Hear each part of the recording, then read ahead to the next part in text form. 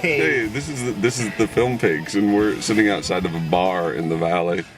And we're actually sitting outside of a burger joint that's next to a bar. And there's help wanted here at the Golden Burger. Yeah, if anybody's looking for maybe part-time. And there's a man in there eating fries looking like he's waiting to die. He's incredibly depressing. It looks like he doesn't have long to wait either. Speaking of death and sadness, we just saw Rambo. Rambo! That we awake to eternal life.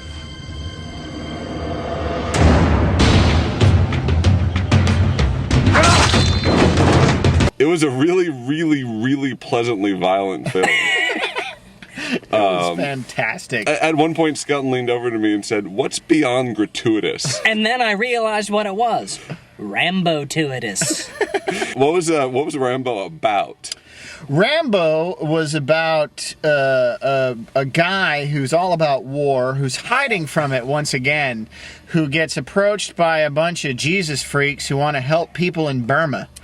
He says, "No, there's no way I'm going to help you, Jesus people. You're going to die in Burma unless you have weapons." I'm Rambo. But then this cute blonde chick comes up to him and says, "But what about, can you please?" And he goes, And that cute blonde is played by our old school chum, Julie Benz. Yes. From lovely Dexter. Julie Benz from Dexter, yes. She's and she did a fine job cowering and screaming. She was cowering and screaming the entire time. She was one of the few people that didn't explode.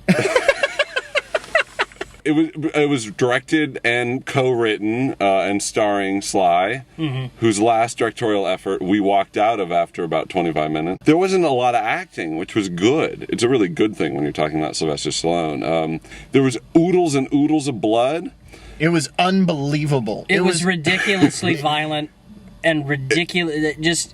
Ridiculous. It was an orgy of destruction. It was an orgy of destruction, and it made me so very happy.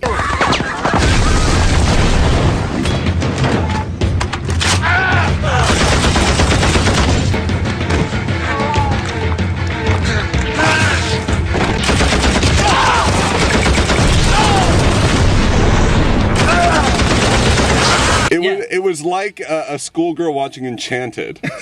Todd watching this movie.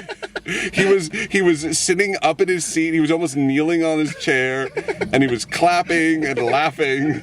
At one point, I felt that even though no matter how much I love violent action movies, at one point I did feel like maybe it was irresponsible. This movie really had everything bad in it. There was gang rape. There was pedophilia. There was pigs eating people. There was at one point Rambo nukes Burma. He blew up the entire jungle with a nuke. It was sweet. It was a deeply, deeply irresponsible movie, couched in like a political action movie. Political action, like had a point, like had a political message. It didn't. It was about as politically active as RoboCop. It was. We did see another movie, but forgetting the movie we're about to also then talk about, this is two movies we've liked in a row. Yeah, for the vlog. Are the Film Pigs getting soft? Have they lost their edge? No, because then there's Cloverfield. Yeah. Which the critics loved, as did many audience peoples. Good premise. Oh, Cloverfield. Cloverfield, someone asked me after I saw Cloverfield what I thought about it, and I said, well, I liked it except for the acting, the writing, the dialogue, and the plot. And the camera work. And I actually mean that. It was a really good... What pisses me off about Cloverfield, it's a monster movie. Everyone knows what it's about. Yeah. Monster breaks Manhattan, and a bunch of pretty boys from the CW run around trying to save another pretty girl from the CW or something. Something like that. Who cares? It's a monster movie. The hard part of a monster movie is the monster. And they got this right. So they got the hard part right. The easy part is casting people you don't have to care about them, but at least you care for them. Interested in them. And it also helps to be able to tell one from the other. That helps. They cast especially when you're shaking the camera that much.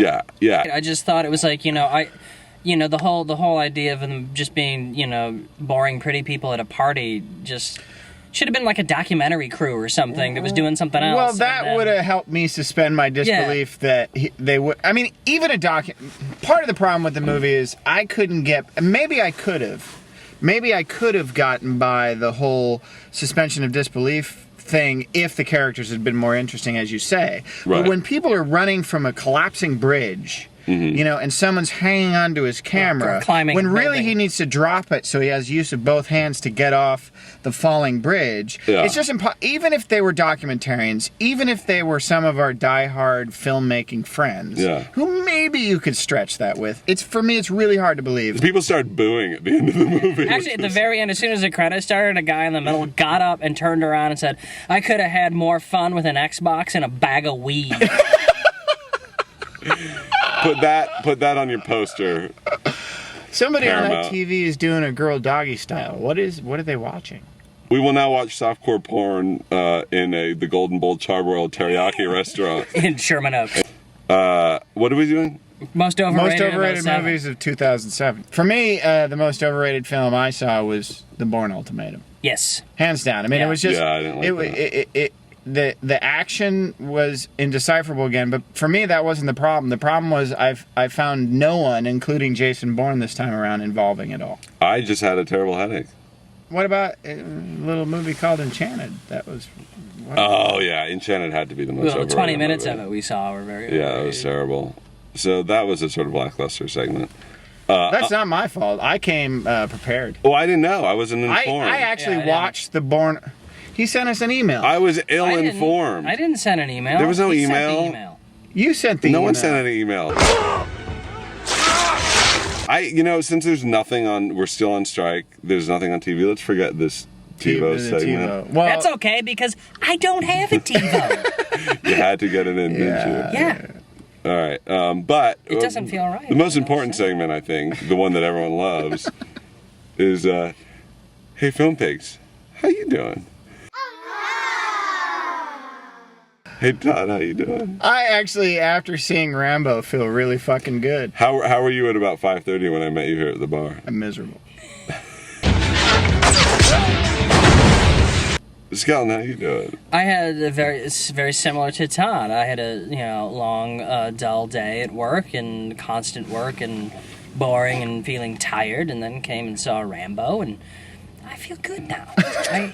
I walked on the strike line, and then the VP of the Writers Guild came by and basically dashed all our expectations that there was a deal imminent, and then got in his car and drove off. And and so I was really sad. But then I saw Rambo, and I'm still pretty fucking sad. But it was a really nice, good orgy of violence. So that's how Film Pigs. Hey, how you guys doing?